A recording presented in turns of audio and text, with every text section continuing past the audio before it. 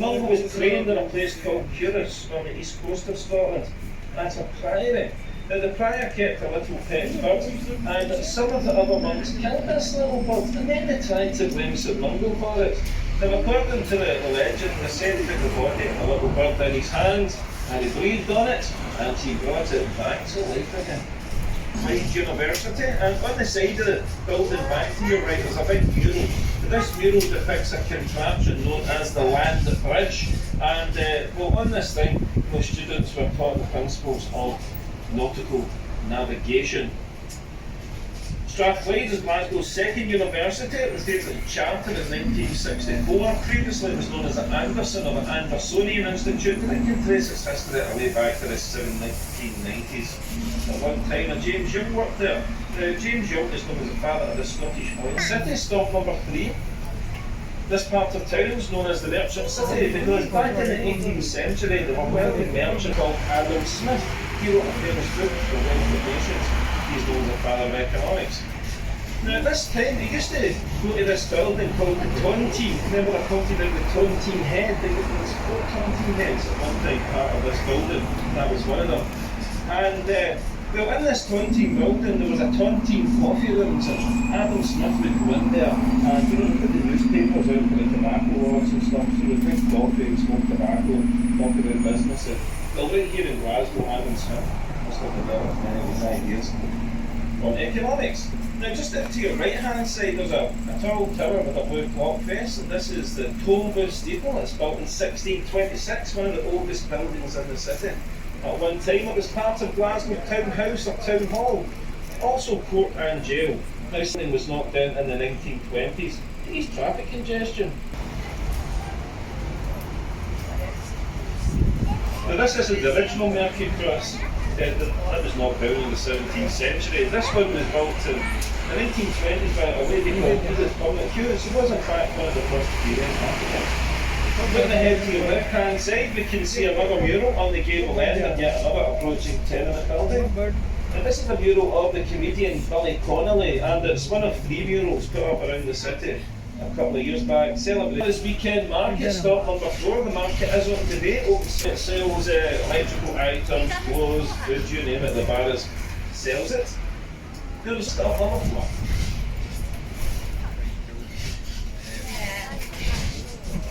And many of the world's most famous bands have played at the Farlands. Looking out to your left hand side is a church steeple with a blue clock. This is St Andrew's in the Square. It's a wonderful Georgian building, built in the 18th century as the parish church for the tobacco lords. Nowadays it is a centre for Scottish culture. William Turnbull in 1450. Now when I say James I, that's James I of Scotland, not James I of England, who was James VI of Scotland. And the original use of the park was a common ground. That was a place where anyone could bring their animals down to graze. Now back Green. Now we're going to travel to that stone building with a glass house attached to it. This is the People's Palace. It's a museum of social history. It's not. Now just ahead of us we can see the Doulton Fountain. That was gifted by the Doulton Pottery Company to the people of Glasgow in the 1880s to commemorate the reign of Queen Victoria. Now that's a wall. What is? Now if you look beyond the fountain you'll see a building with ziggy-zaggy lights and there's no carpets for buildings such as the White House and the Houses of Parliament. Well, approaching stop number 5.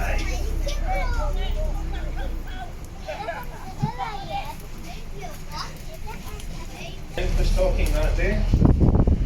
The Labour MP, and also Jimmy Reid, who's a well-known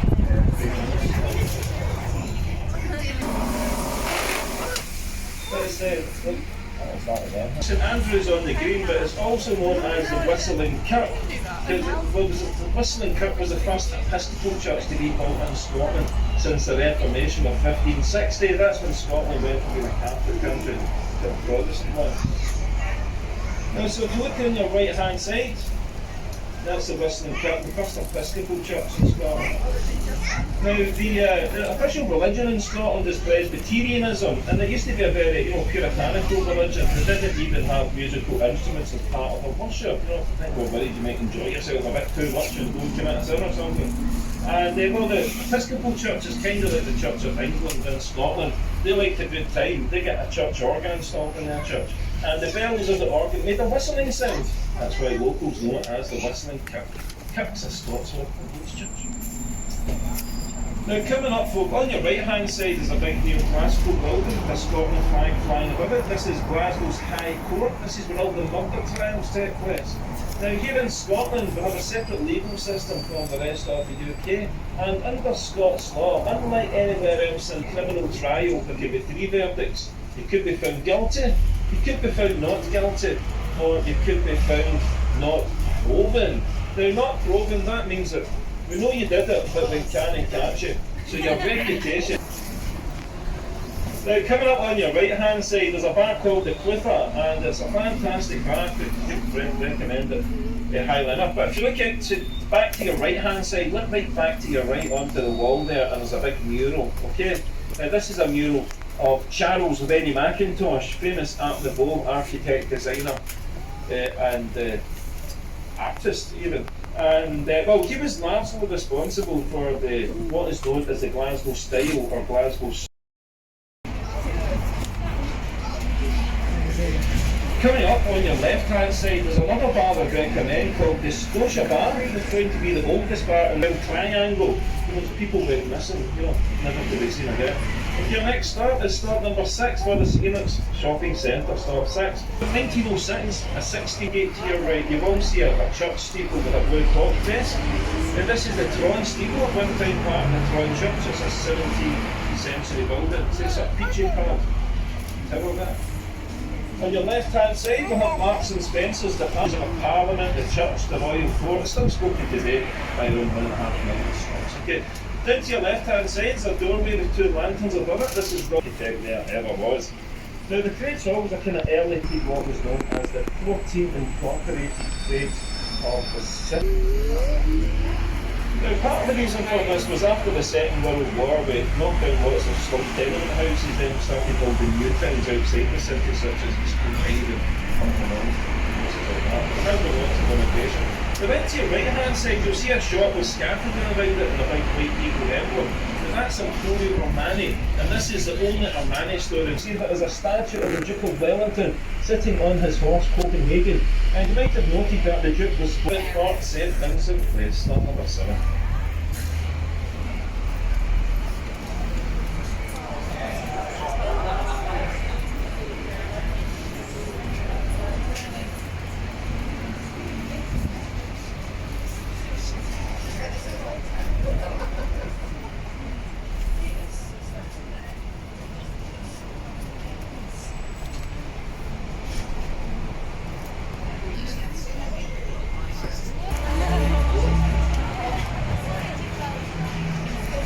This building's based on a building called the Guarantee Building that at one time stood on Broadway in New York.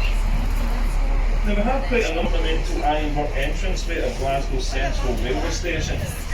Glasgow Central was opened in 1889 by the Caledonian Railway Company.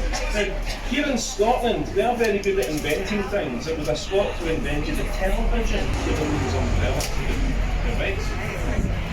And well, the church has moved. We'll see the new church later on in the tour. Now come up to your right hand side, there's a building with lots of glass. Now it's a Riverside bar called the Crystal Palace, but the building's very, very interesting.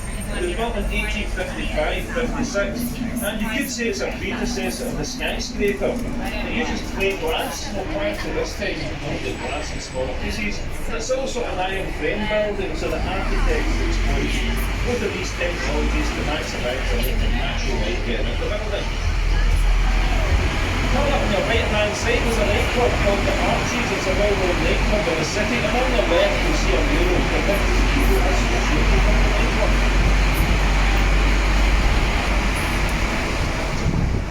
Now I had a wee laugh a minute or two ago saying that we invented whisky and we've got the knowledge back of it.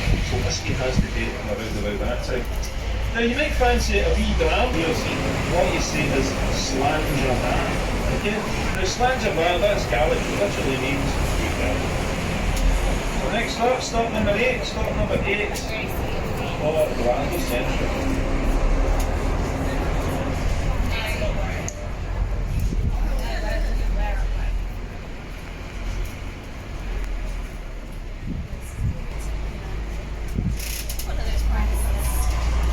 Now, not this street on your left, but the following street is called James Watt, a little like a battleship. Now, this is very appropriate because this is Kelvingrove House, intended for the armour.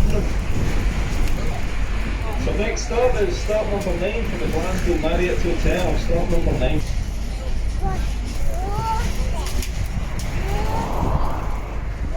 We're now about to travel underneath the Kingston Bridge, one of the busiest river crossings in Europe. The bridge carries the M8 motorway, connecting Scotland's largest two cities of Glasgow and Edinburgh.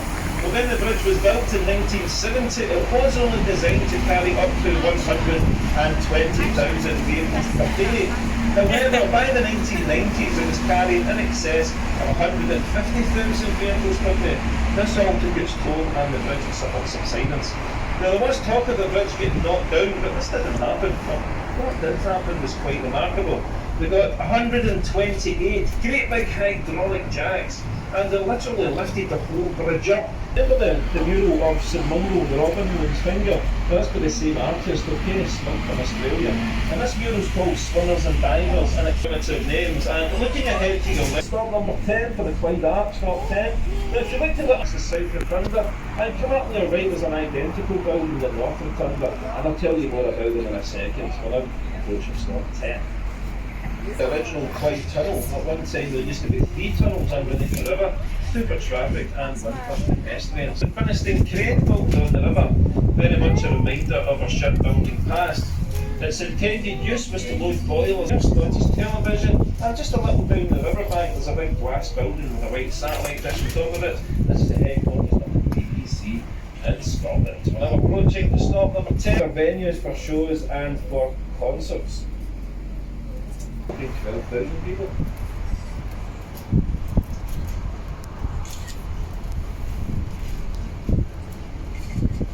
Now if you look to your left, the next stop, stop number 11. Oh. Well, I would say McAllen's actually, it's a Strasbourg and it's very nice. Now looking ahead on your left hand side, there's a tall ship on the banks of the river. Now this is the Glen Lee, and the Glen Lee is one of only 4 tall ships built on the River Clyde that are still afloat today. Now she served for around 50 years in the Spanish Navy as a training vessel. She was called the Galatea, and after she was decommissioned, she was left in the docks over in Spain to fall pieces. And eventually the Clyde Maritime Trust stepped in and hired with a ziggy-zaggy roof over in a part of town called Govan. Now that used to be the Fairfield shipyards, nowadays is owned by VAE Systems, and they make boats. Now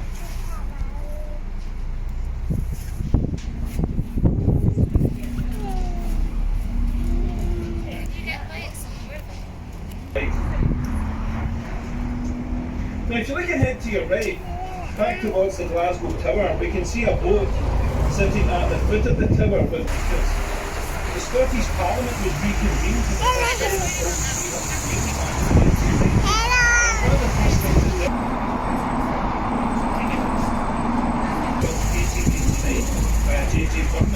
and this is the first tenement. Other buildings, such the ones out to your left just now, are made of a blonde sandstone. Now that's often after a little town just outside the city where much of it was quarried in the 18th century.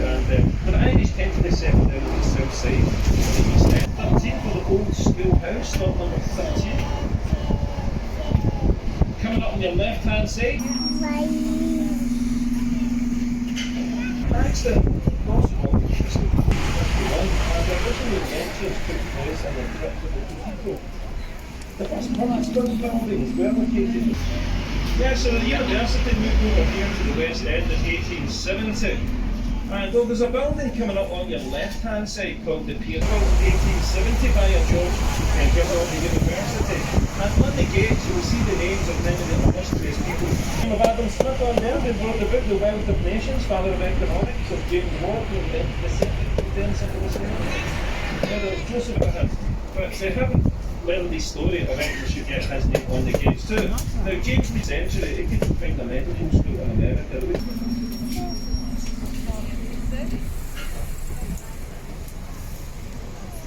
That gallery and museums.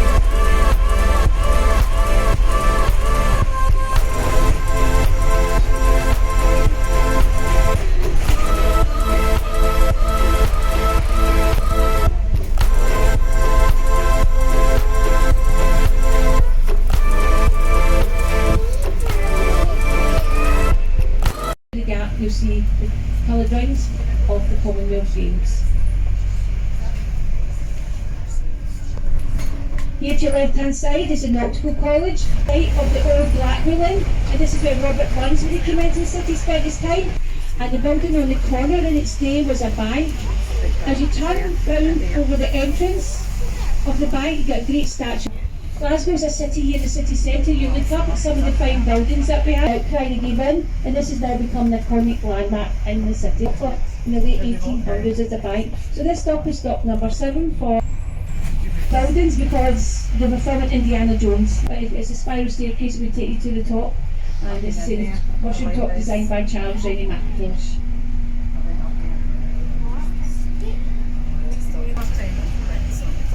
If you look left down the side street here, Drury Street, you'll see the Horseshoe Bar, Grand Central Hotel and the Central Station.